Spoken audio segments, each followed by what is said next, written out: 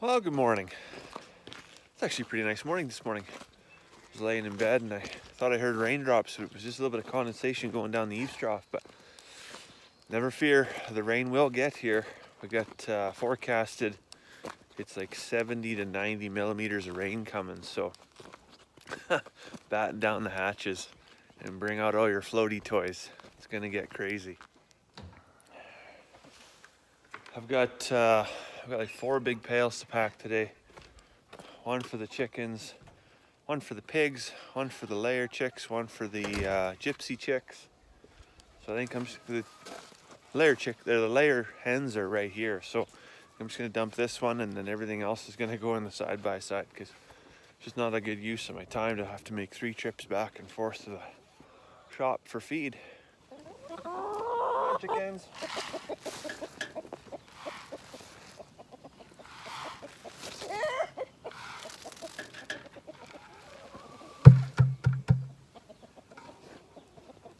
Come get your breakfast. So started feeding these chickens kind of on this hill where we had some landscaping done.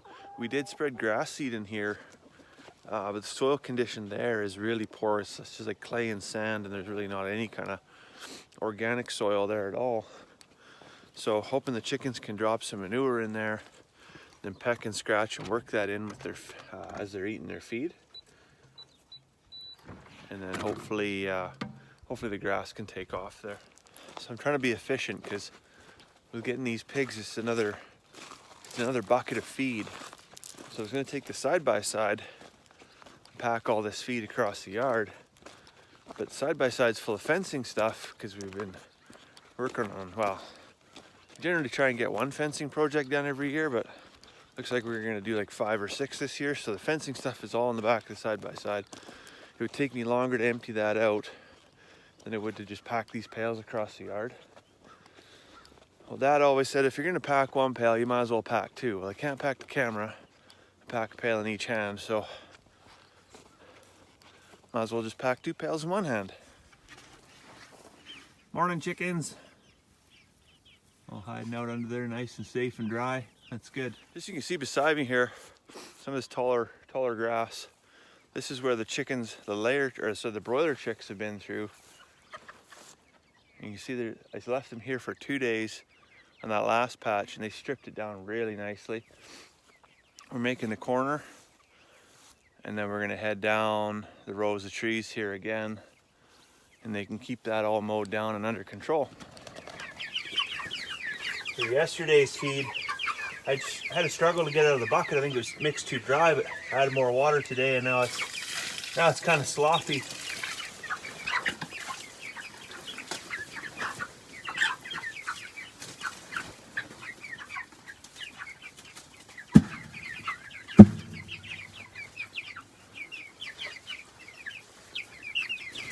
All right, chickens, have a great day. It's kind of interesting when you look at how much work these chickens do. So the broiler chicks, the Gypsy Chicks, they went through here with the chicken tractor, which is now over there.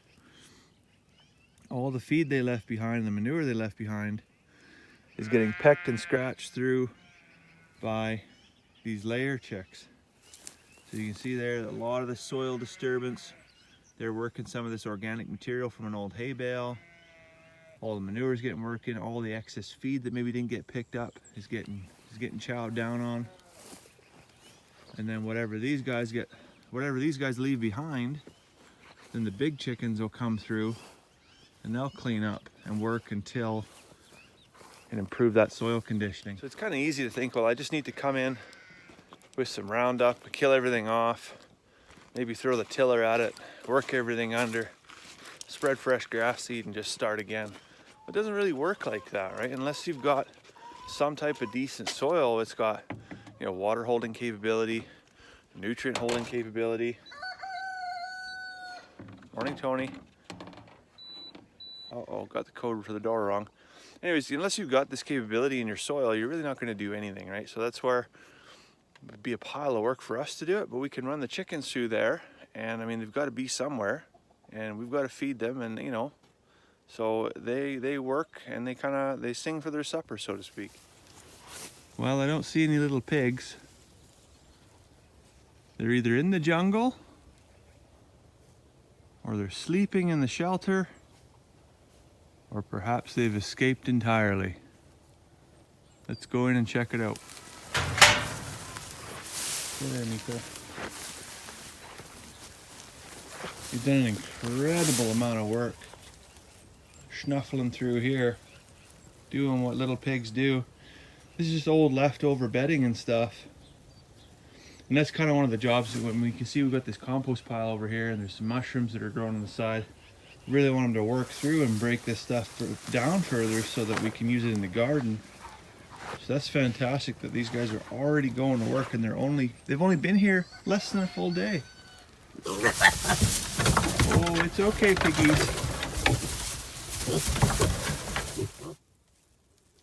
Good morning, little piggies. Did you have a good sleep? I brought you some breakfast. It's your favorite. Slop. Well, we'll let those little ones be. First day without their mama. New farm, new house, new diet. Everything's new, right? So if they're happy in that little shed for a while with each other, you can spend some time in there. They'll venture out on their own as they get a little bit braver. And we'll just keep bringing them food and water. Eventually they'll realize that we're not here to eat them. Not yet, anyways. It's pretty gross out here this evening. You see all the water running out through the yard. I still gotta run over here and do evening chores, pick up all the eggs, feed the pigs, feed the chickens. And I think it's gonna be a mad dash tonight.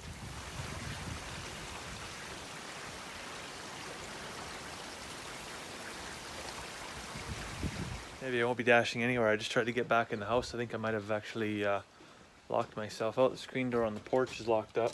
The screen door on the bedroom's locked up. Fantastic.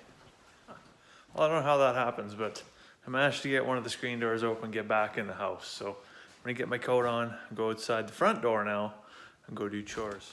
Well, I tell you, the weather forecast over the next few days here looks like absolute garbage in a wet paper bag. I'm hoping, fingers crossed, I'm hoping that it kind of smartens up here. Holy heck, that's heavy. I really want to get Charlotte's swing set put together so we can have some summertime adventures out in the backyard, but I think it might be better off to set up her swimming pool, just dig a hole and it'll be full of water in about 10 minutes. One good thing to come though, you can see behind me, all that grass seed is kind of taken in, so eventually all this mud we're dealing with will be taken over by some nice green lush grass. We won't have to trudge through the yard. Anyways, just gonna run this pail of food scraps over to the pigs, check on them. They've probably had a adventure-filled first day on the farm. And I also gotta check on these chickens over here. Right after supper, I had to run out and chase away a raven. Thankfully, the dogs came to the chicken's aid too. Damn raven was coming over here to kill one of the chickens again. I don't know. I really don't know what to do about this whole aerial predator thing. We give them this hay wagon. Hopefully that was going to be enough for them to hide out under, but they like to spend, as you can see, most of their time venturing out, you know, doing chicken shenanigans, whatever that all entails. But anyways, hopefully we don't lose any more of these damn birds. Well, it looks like these little pigs are doing good. They were all snuggled down in here till I startled them with a pail of food. But I doubt they're gonna come out and eat supper now. I'll just leave their food there for them in the trough and they can come out and eat if they want to. Hey little pigs, calm down, it's okay. So just before I run this bucket of feed over to the Gypsy Chicks, I just wanted to recap on the Mouse Miracle Garden and I'll show you guys what's actually happening here. So I just came through here this morning and pulled a couple weeds before I went off to work. If you remember, if you've been watching these videos for a while, we call this the Mouse Miracle Garden. So there used to be a shed sitting right here and the mice were tunneling underneath of it, and it was really just a barren, unused piece of land that couldn't do much with. Wasn't really ready to put the lawnmower through it because everything was thatched heavily and really undergrown. So I run the rototillers through there, scraped off a bunch of grass, hilled some stuff up, and threw some old seed potatoes in here. Well, what do you know? Look, I mean, look at this growth. It's absolutely incredible. For, you know, I think we put in like 1 or 2 wheelbarrows loads of sheep manure in this whole area. We've got 2 good, solid, ready rows of potatoes. They're just starting to flower in a few of the spots here. So these will be, you know, the first potatoes that we actually harvest this year. They've had better growth, surprisingly, better growth in this little patch of ground than we've had in our main garden. So really, really impressed with this. Stay tuned later in the year to see how these potatoes turn out. Really excited to see how they taste. I mean, I just hope they taste like potatoes, not like old lumber and mouse shit. Okay, last job for the evening. Just coming over here to the chicken tractor. Gonna get the Gypsy Chicks fed. I'm not gonna move the chicken tractor tonight. I'm gonna move it tomorrow morning and just make that final bend and come around down this row of trees here. You can see where Miko is, and start heading back up the hill towards the driveway.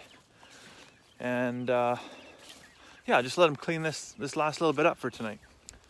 Okay, well, the pigs are fed, the chickens are fed, dogs are fed, cats fed. I think we got everything done here.